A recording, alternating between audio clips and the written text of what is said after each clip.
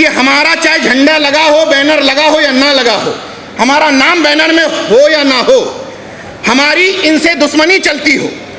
मैं उदाहरण बता रहा हूं कि मेरी मान लीजिए अनिल जी से दुश्मनी है, अनिल जी के घर में बेटी का बर्थडे होगा, ये मुझे बुलाएंगे, मैं नहीं जाऊंगा, लेकिन अनिल जिस दिन जातिवार जनगणना पे कार्यक्रम कर रहे होंगे, मैं चुपचाप जाके पीछे बैठ जाऊंगा।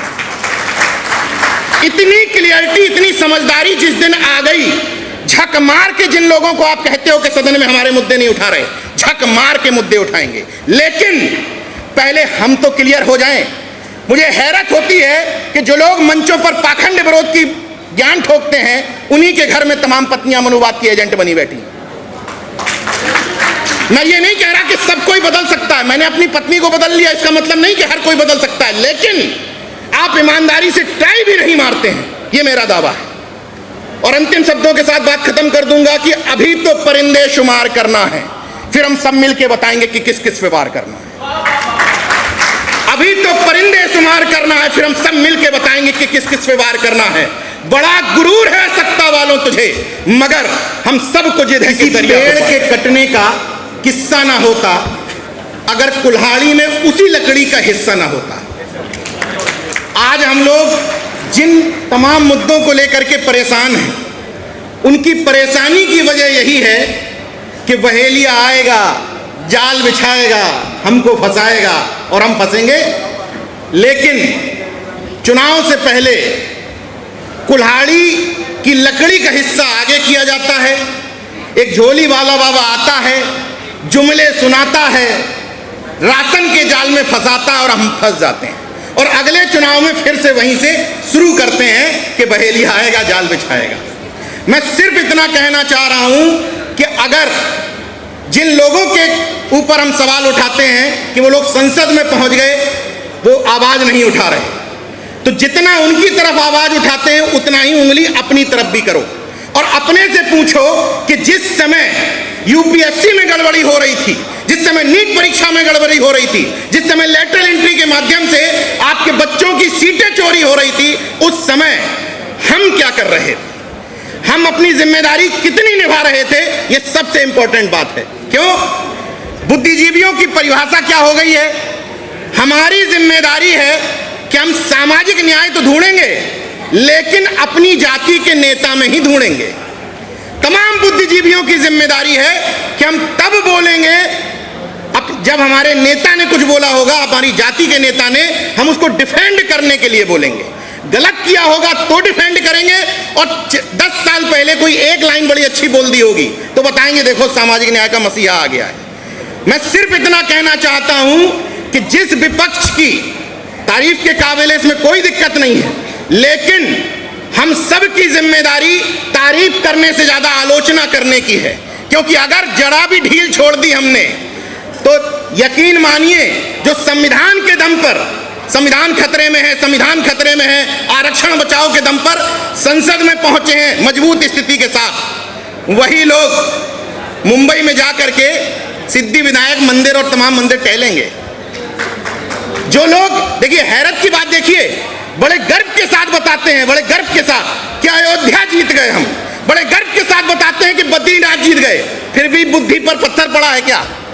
जब वो पूरा प्रोपेगेंडा करके अयोध्या नहीं जीत पाए तो तुम ये ड्रामाबाजी करके क्या जीत लोगे?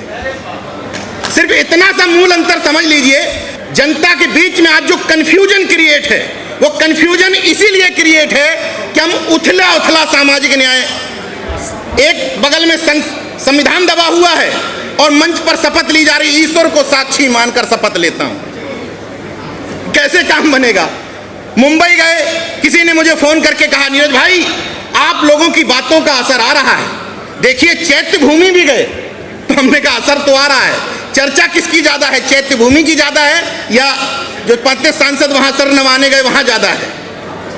जब जिस पार्टी का, मैं बार बार एक बात कहता हूं, हालांकि इस चुनाव में ये हुआ है, मैं बार बार एक बात कहता हूं कि आप लोग जब तक अपनी पिच पर, सॉलिड अपनी पिच पर नहीं खेलेंगे, इस बार आपने अपनी पिच तैयार की और काफी हद तक आप अपनी पिच पर खेले तो देखिए शानदार आपने चौके छक्के लगाए, लेकिन आप करते क्या हो कि थोड़ा बहुत कंफ्यूजन के चक्कर में जैसे ही उनकी पिच पर जाते हो, इतनी शानदार बैटिंग होती है कि आप मैदान से आउट हो जाते हो।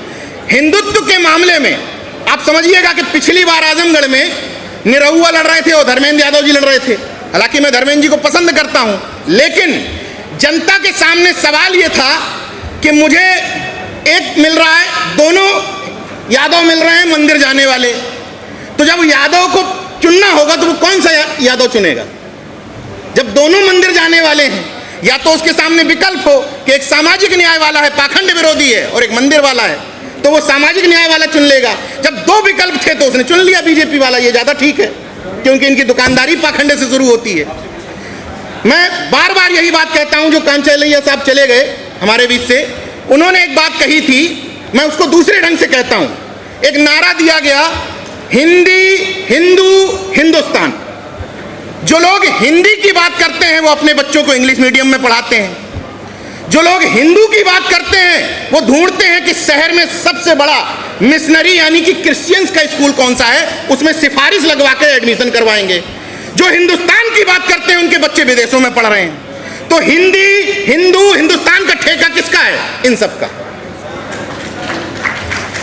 जिनके बच्चे कावड़ हो रहे हैं, ठेका वही लोग लिए हैं। और इसीलिए इतनी सहूलियतें दी जाती हैं कि नौकरी मांगोगे तो लाठियां मिलेंगी, मंदिर मांगोगे, घंटा मांगोगे तो फूल बरसाए जाएंगे। सरकार का एजेंडा क्लियर है, और क्लियर हो भी क्यों ना। जो लोग बार बार ताकत में आ जा रहे हैं, भले ही सीटें आपने कम करवा ली, उन्होंने कब कहा था कि मैं सत्ता में आ जाऊंगा तो भारत को विश्व की सबसे बड़ी यूनिवर्सिटी दूंगा? कभी कहा क्या सदन में? उन्होंने कहा था कि मंदिर का घंटा पकड़ाऊंगा, तो पकड़ाया है। तो मुद्दे वहां क्लियर हैं, आपके पास क्लियर नहीं है। एक चर्चा अभी आपने की थी नेशनल बिल्डर कैटेगरी, ये बहुत बड़ा समाधान है जातिवाद को खत्म करने का, बहुत बड़ा समाधान। मैं खुद इस मुद्दे का बहुत बड़ा हिमायती हूं, क्योंकि ये मुद्दा सामाजिक और सांस्कृतिक परिवर्तन के लिए बहुत इंपॉर्टेंट है। नेशनल बिल्डर कैटेगरी का मतलब ये है, जो बाबा साहब और संत राम बी प्रजापति जाति पाति तोड़क मंडल के माध्यम से समाज को बताना चाहते थे। यह सॉल्यूशन है अंतरजाति विवाह का, इंटरकास्ट मैरिज का। अब एक बात और क्लियर कर देता हूं अपनी तरफ से कि इंटरकास्ट मैरिज का मतलब यह नहीं है कि आईएएस आईएएस की शादी हो गई, आईएएस आईपीएस की शादी हो गई, भैया हमारे घर में तो इंटरकास्ट मैरिज है, ये नहीं चलेगा। हम लोग समाज को जिस स्तर पर लाना चाहते हैं कि अगर किसी यादव को कुर्मी का लड़का पसंद है, कुर्मी को मौर्य का पसंद है, मौर्य को पासी का पसंद है, हम रिश्ता लेकर के जाएं, वो है एक्चुअल अंतरजाति विवाह। ये बड़े बड़े पदों पर के भाई, बड़े बड़े पदों पर आईएएस आईएएस को तुम खाक रोक लोगे क्या शादी करने से? वो तो कर ही लेंगे, चाहे तुम्हारी सहमति हो या ना हो। तो असली इंटरकास्ट वो है।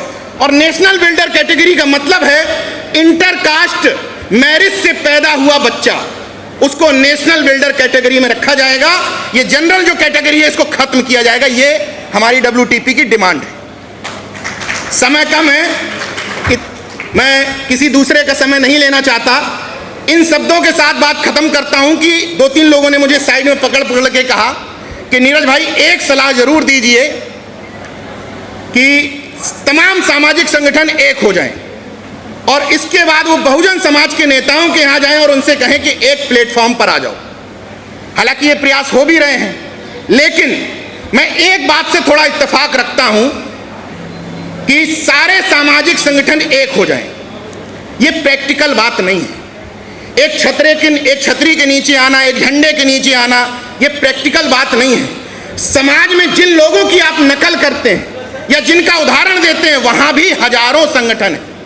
एक बात जरूर हो सकती है कि हम विभिन्न तरीके से काम करते हुए अलग अलग संगठनों में, जब हमारे मुद्दों की बात हो तो हम एक हो जाएं, जब हमारी लड़ाई की बात आ जाए तब हम एक हो जाएं। जैसे सवर्णों के कितने भी संगठन बने रहे, लेकिन जब उनको किसी गांव में ओबीसी एससी को दबाना होता है तो एक हो जाते हैं। तो आप अपने मुद्दों पर एक हो जाएं, क्योंकि कोई कह रहा है कि अंतरजाति विवाह इंपॉर्टेंट मुद्दा है, वो अपना मुद्दा समझे भाई, ठीक है। कोई कह रहा है जातिवार जनगणना इंपॉर्टेंट मुद्दा है, ये भी महत्वपूर्ण बात है। कोई कह रहा है कि मृत्यु भोज खत्म करना इंपॉर्टेंट है, ये भी महत्वपूर्ण बात है। यानी कि समाज में तमाम तरीके के जो मुद्दे हैं उनके लिए अलग अलग संगठनों की जरूरत है, बशर्ते जब एक साथ देखिए, जब शोषक वर्ग है जो हमारा, जब शोषक वर्ग एक है तो जितने शोषित हैं वो एक क्यों नहीं हो सकते? और एक होने का मतलब झंडा बैनर से नहीं होता है, एक होने का मतलब विचारधारा से। और विचारधारा का मतलब सिर्फ इसी बात के साथ खत्म कर दूंगा, विचारधारा का मतलब ये है कि हमारा चाहे झंडा लगा हो, बैनर लगा हो या ना लगा हो, हमारा नाम बैनर में हो या ना हो, हमारी इनसे दुश्मनी चलती हो। मैं उदाहरण बता रहा हूं कि मेरी मान लीजिए अनिल जी से दुश्मनी है, अनिल जी के घर में बेटी का बर्थडे होगा, ये मुझे बुलाएंगे, मैं नहीं जाऊंगा, लेकिन अनिल जिस दिन जातिवार जनगणना पे कार्यक्रम कर रहे होंगे, मैं चुपचाप जाके पीछे बैठ जाऊंगा। इतनी क्लियरिटी, इतनी समझदारी जिस दिन आ गई, झक मार के जिन लोगों को आप कहते हो कि सदन में हमारे मुद्दे नहीं उठा रहे, झक मार के मुद्दे उठाएंगे, लेकिन पहले हम तो क्लियर हो जाएं। मुझे हैरत होती है कि जो लोग मंचों पर पाखंड विरोध की ज्ञान ठोकते हैं, उन्हीं के घर में तमाम पत्नियां मनुवाद की एजेंट बनी बैठी। मैं ये नहीं कह रहा कि सब कोई बदल सकता है, मैंने अपनी पत्नी को बदल लिया, इसका मतलब नहीं कि हर कोई बदल सकता है, लेकिन आप ईमानदारी से टाई भी नहीं मारते हैं, ये मेरा दावा है। और अंतिम शब्दों के साथ बात खत्म कर दूंगा कि अभी तो परिंदे शुमार करना है, फिर हम सब मिलके बताएंगे कि किस किस पे वार करना है। अभी तो परिंदे शुमार करना है, फिर हम सब मिलके बताएंगे कि किस किस पे वार करना है। बड़ा गुरूर है सत्ता वालों तुझे, मगर हम सबको जिद है कि दरिया को पार करना है। नमो बुद्धाय, जय भीम, जय मंडल, इनकलाब जिंदाबाद, उल गुलाम जिंदाबाद।